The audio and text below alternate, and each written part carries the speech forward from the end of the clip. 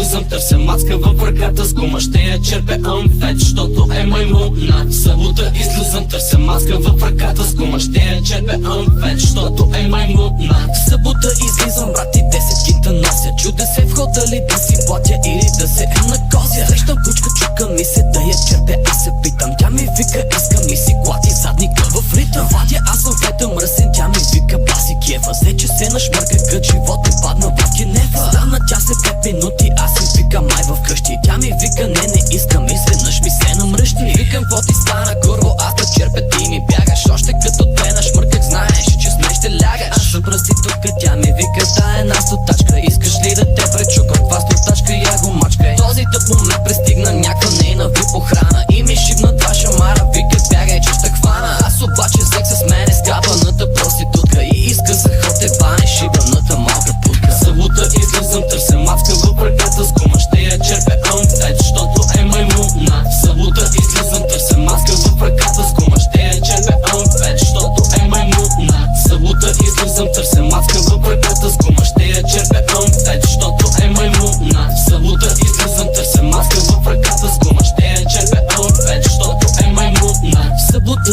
излизам и ме гони от ебане глад, отивам да намеря нещо ефтино в студентски град. Влизам аз в някакво диско с двама трима мои познати. Преди това обаче правихме ракии и салати. Дискотеката е пълно с малки симпатични курви. Заговорих се с едната, тя поиска да се кудри. Начертах и линия, а тя извади 20 тачка. Свия на фуника, шпръкна хуя, почна да ми мачка. Почна да я лиша по врата, а тя се побърка. Каза, че е от амфета, иска още да шмърка. Само че на мен ми писна ли гъщини с тая пръчка и затова си я надупих в кенефа да я ръчка. Всичко мине както трябва, взех си малка водка даже, само че оказа се кучката и малък гадже. Метъри 90, 130 килограма, викам си сега ето ми е моята мама. Моите приятели си бяха тръгнали отдавна, она вика ще ти щупя тиквата, какво те барна.